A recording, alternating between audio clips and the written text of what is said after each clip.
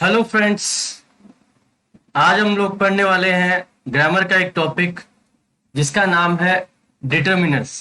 पहले मैं इस टॉपिक के बारे में एक वीडियो डाल चुका हूं जिसमें बताया गया है डिटर्मिनर्स क्या होते हैं और किस किस प्रकार के उनके टाइप्स होते हैं, उनके बारे में काफी विस्तार से मैं बता चुका हूं। आज हम लोग कुछ खास विशेष डिटर्मिनर्स का यूज देखेंगे और उनमें किस प्रकार से अंतर होता है वो सब लोग हम जानेंगे।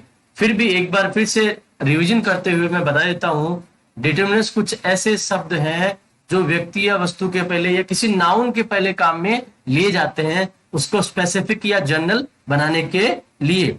चलिए करते हैं आज के वीडियो की शुरुआत। पहले दो शब्द हैं वो है मैनी और मच।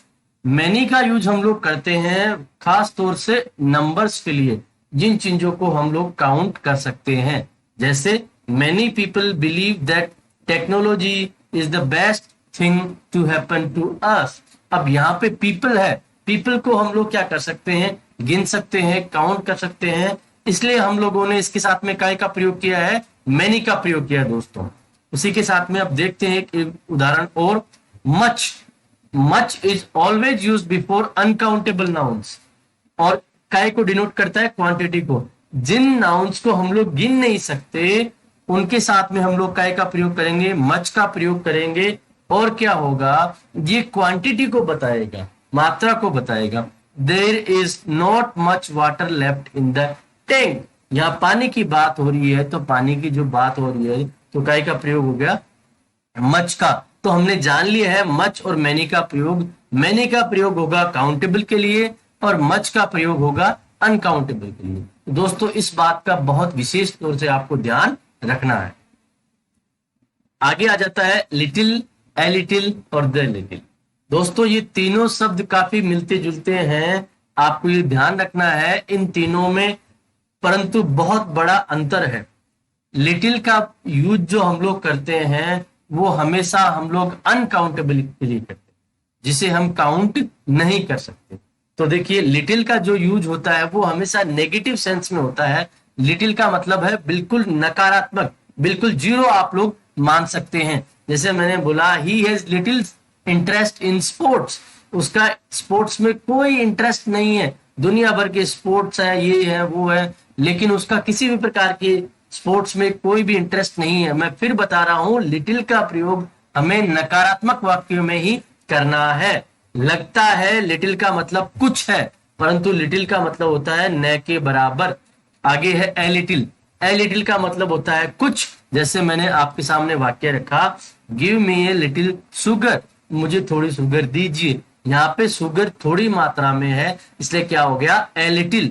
फिर जान लीजिए लिटिल नेगेटिव में, ए लिटिल आ जाएगा पॉजिटिव सेंस के अंदर। उसके बाद में होता है द लिटिल।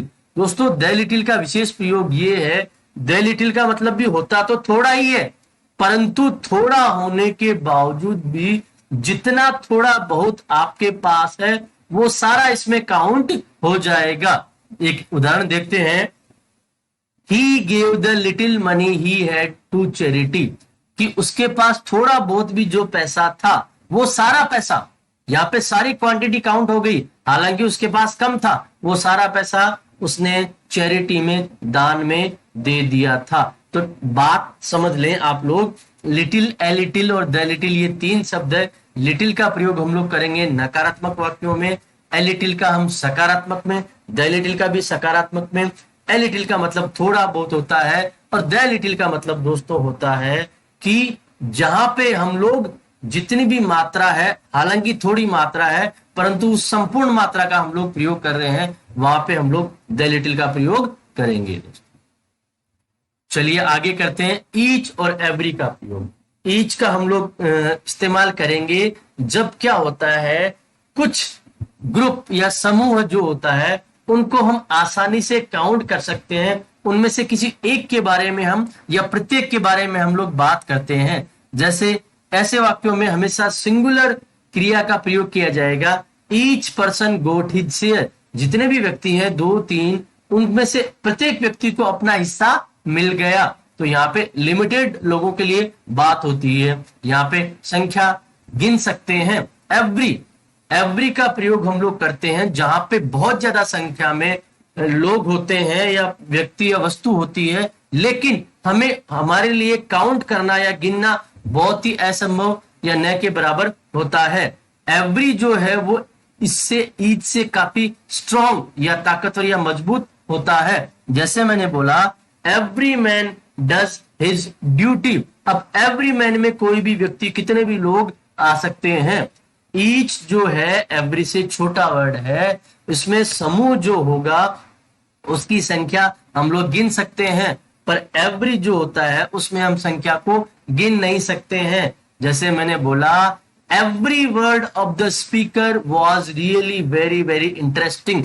यहाँ पे एवरी वर्ड बोला गया है। अब हमें पता नहीं कि स्पीकर जो है उसने कितने वर्ड बोले, पता नहीं कितने भी हो सकते हैं, 100 हो सकते हैं, 200, 1000, कितने भी हो सकते हैं, तो हम उसे काउंट नहीं कर सकते, वो अनलिमिटेड नंबर है। इसलिए हमने काय का प्रयोग किया गया, एवरी का। परंतु जहां हम काउंट कर सकते हैं, जहां हमें लगता है कि मात्रा सीमित है, वहां पे हमें ईच का प्रयोग करना है। ईच और एवरी दोनों का मतलब है प्रत्येक।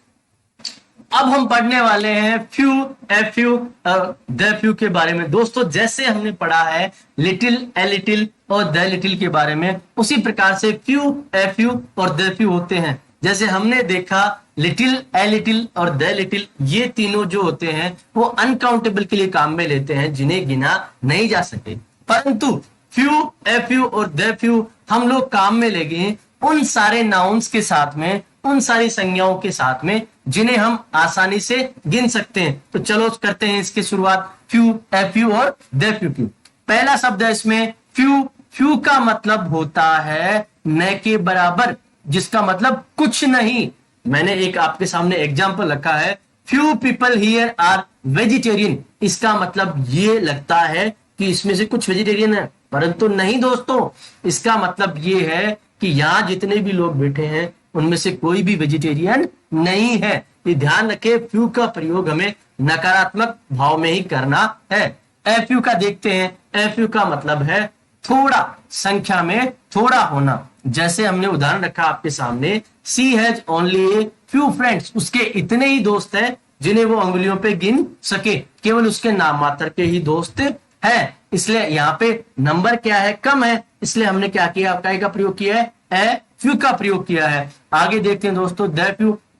द फ्यू का मतलब भी थोड़ा ही होता है, परंतु जितना है उतना सारा हमें काउंट करना है। चलिए उदाहरण देखते हैं। Mohan gave away the few clothes he had.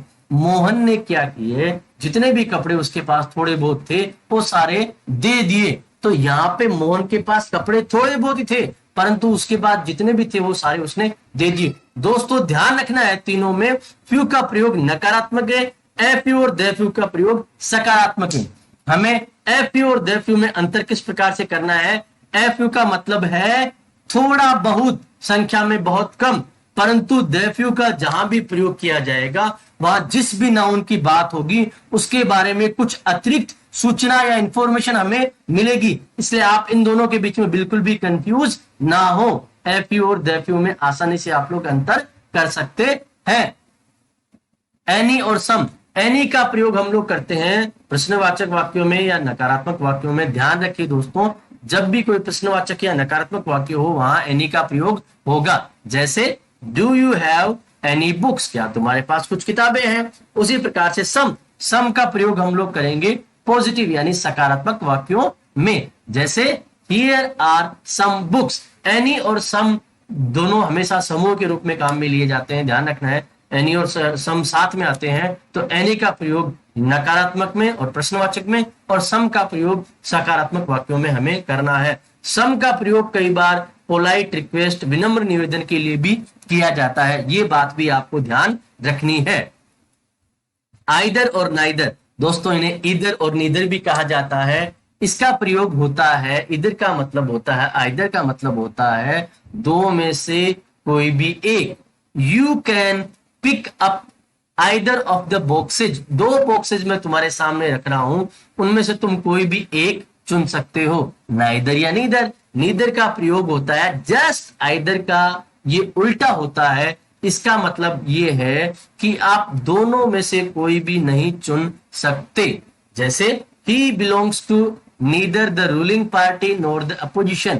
कि ना ही तो वो रूलिंग पार्टी से जुड़ा हुआ है, ना ही वो अपोजिशन से जुड़ा हुआ है। तो फिर बता रहा हूं, आइदर का मतलब दोनों में से कोई एक, और नाइदर का मतलब ना तो ये और ना वो। ये दोनों शब्द एक दूसरे के बिल्कुल अपोजिट हैं। अब हम लोग यूज करते हैं दिस दैट का। दिस और दैट का हम लोग प्रयोग करते हैं किसी व्यक्ति या वस्तु को पॉइंट आउट करने के लिए। जैसे मैंने बोला, can you lend me this pen, क्या तुम मुझे ये पेन दे सकते हो? इज दैट कार योर्स, क्या वह तुम्हारी कार है? तो दिस और दैट का हम लोग प्रयोग यहाँ पे कर लिया।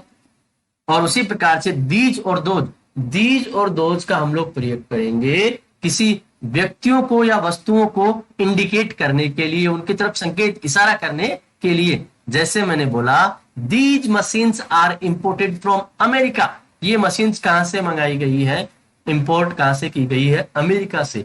आर दोज बुक्स न्यू, क्या ये बुक्स नहीं है? दोस्तों जान लीजिए, दिस और दैट हम लोग ने यूज किया सिंगुलर, और दीज और दोज दोनों हो गए प्लूरल। तो ये बात आपको अवश्य ध्यान रखनी है, सिंगुलर और प्लूरल वाली। अब आता है व्हाट, विच और हुज। इन तीनों का प्रयोग हम लोग करते हैं साधारण रूप से प्रश्न पूछने के लिए। देखिए हमारे सामने उदाहरण है, what time will we reach, हम किस समय पहुंचेंगे। उसी प्रकार से दूसरा वाक्य है, which city is your favourite, तुम्हारी कौन सी सिटी फेवरेट है? उसने कहा दुबई। तीसरा है, हुज पेन्स आर दीज, ये पेन्स किसके हैं? तो ये भी आपके सामने वाक्य दिया गया है। तीनों जो शब्द काम में लिए गए हैं, डिटरमिनर्स जो काम में लिए गए हैं, ये प्रश्न पूछने के लिए काम में लिए जाते हैं।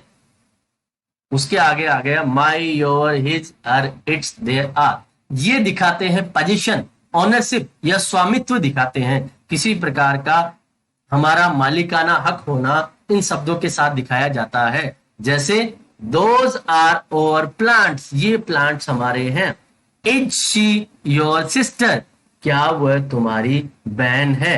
तो इन दोनों में हमने क्या दिखाया? स्वामित्व की भावना दिखाई। इसलिए इसमें क्या हो गया है, इसमें हमने क्या कर लिया है? डिटरमिनर का प्रयोग कर लिया है। तो दोस्तों ये सारे जो शब्द हैं, my, your, his, her, its, their, और, ये हमें स्वामित्व या पोजीशन दिखाते हैं।